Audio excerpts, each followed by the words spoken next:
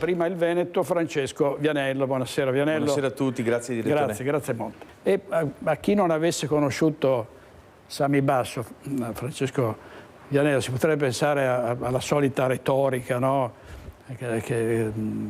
Dove i defunti sono sempre i migliori, sono sempre stati, diciamo, al culmine della bontà e molto spesso non è così, ma nel caso di Sami Basso non si può, davvero, non si può mettere in dubbio che sia stato una persona di una bontà e di una generosità ma direi rare, anzi rarissime, no? Assolutamente sì, io ho avuto modo di seguire le sue vicende personali in televisione, come tutti.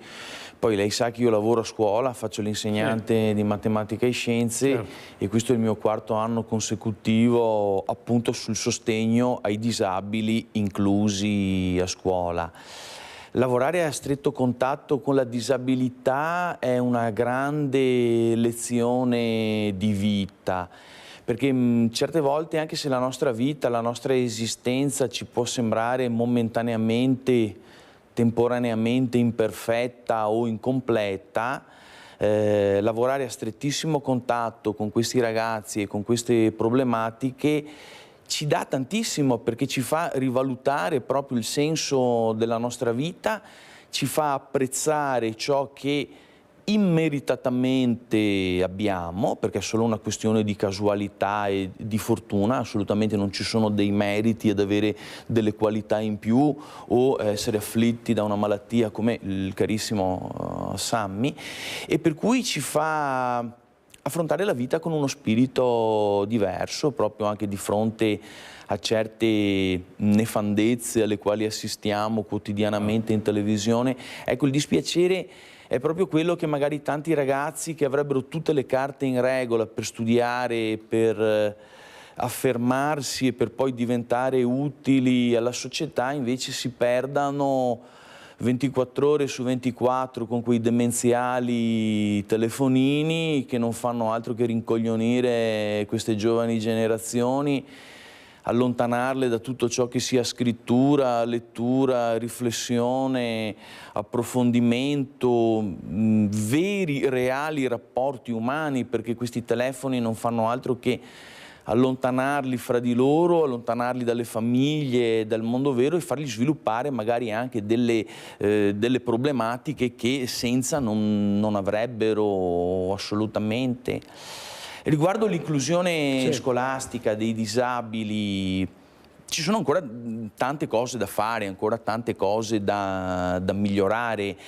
Basti pensare che recentemente proprio in provincia di Venezia sono state tagliate drasticamente le ore degli insegnanti di sostegno a disposizione di questi alunni e sono stati fatti anche dei tagli agli operatori sociosanitari che sono dipendenti di delle cooperative che lavorano veramente per delle cifre, forse guadagnano di più i raccoglitori dei pomodori nel Tavoliere delle Puglie, per cui ci sono tanti passi da fare ancora, non possiamo fermarci qui. Quello che è successo quest'anno in provincia di Venezia è veramente disumano. Questo taglio drastico delle ore degli insegnanti di sostegno è una cosa che non si spiega, quindi io invito tutti i colleghi che operano politicamente in questo settore di andare ad approfondire e di scoprire come mai, perché sono state tagliate queste ore, soprattutto dopo che sono stati indetti tantissimi concorsi e corsi di abilitazione a pagamento per moltissimi colleghi che giungono in Veneto da regioni lontane, quindi questo fa intuire che ci sia un business sui corsi di abilitazione per questi docenti, ripeto, persone precarie che si spostano anche di 1000 chilometri da casa, che hanno investito buona parte delle loro risorse per conseguire questi titoli. E poi lo Stato che cosa fa? Questo vorace Stato centralista, laziocentrico e romanocentrico che vive di corsi e concorsi, va proprio a tagliare le ore di sostegno in Veneto?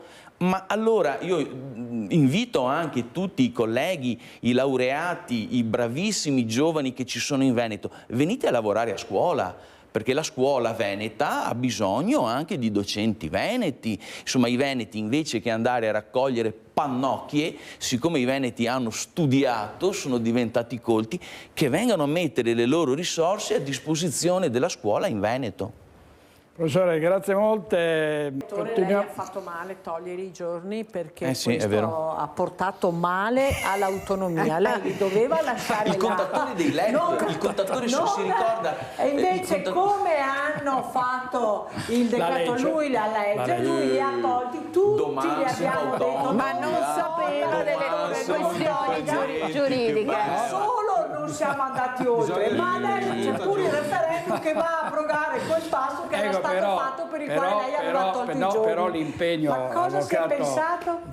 Avvocato Zaccariotto, no, il nostro impegno e quanto avevamo deciso era di arrivare col contatore fino al giorno in cui il DDL sarebbe diventato legge. Quando è diventato legge abbiamo tolto il contatore. Ma si ritorna all'inizio come nel gioco dell'orca, si ritorna... Vabbè, ma non possiamo... Rigetta il ricorso è una cosa, ma se accoglie il ricorso, il direttore lo deve rimettere. Rimettiamo il contatore, certo, no, ecco, quello sì. Abbiamo una legislazione complessa. Ho capito, ma abbiamo una legislazione, ma noi abbiamo una legislazione complessa. Le leggi possono essere ritenute anticostituzionali. Una volta. Allora, voi siete contro il Veneto, siete contro l'autonomia. Io vi dico che la nostra Costituzione, le nostre leggi sono complesse. A Roma vi dicono di no. Ma le leggi sono complesse. Io mi chiedo con quale faccia voi del PD, con quale può darsi che la Costituzione rigetti, può darsi che la Corte Costituzionale, ma non è con che faccia, l'applicazione delle norme hanno degli iter. Ma no, allora voi dovete cambiare le norme che regolano le nostre leggi. Il partito delle sorelle romane. Ma ho capito, ma è un problema legislativo. Io vi ho detto che ci sono due piani, un piano giuridico e un piano politico. Cari signori, il piano politico è una cosa, il piano giuridico è un'altra. E comunque 3 ministri del governo sono contro. Abbiamo dedicato la prima parte al lungo e toccante addio a Sami Basso a Tezze sul Brenta, e poi ovviamente siamo andati sulla politica. Anche i ministri sono contro l'autonomia. Sentiamo di nuovo sull'autonomia Francesco Vianello, prima il Veneto. Sì, direttore, allora si ricorda noi di prima il Veneto, io e tutti gli altri miei colleghi che spesso sono ospiti di questa bellissima trasmissione, abbiamo più volte detto, no, che questa legge era una farsa colossale. Allora, quello che ci sorprende, no, è che i veneti nel 2017 il 98% ha votato a favore dell'autonomia e poi alle recenti elezioni europee hanno votato per la Lega e per il Fratello e per scusatemi, per il partito delle sorelle romane, che è un partito lazio-centrico, romano-centrico, centralista, dove in Lazio ci sono 5 milioni di dipendenti pubblici e di pensionati, e adesso il grande bluff è stato svelato. Cioè, per cui a me sorprende anche che tutti questi colleghi, tutte queste persone facciano parte di partiti nazionali, nazionalisti, che nulla hanno a che vedere con gli interessi del Veneto, con l'autonomia e con l'indipendenza. Cioè, io vi esorto a cambiare partito. Io sono nel giusto. Perché io sono nel giusto. I vostri partiti non fanno l'interesse del Veneto. Cioè, sorelle romane, Lega e Forza Italia. Governare il Veneto, la gente ha ben capito che ma con l'autonomia non ci siete.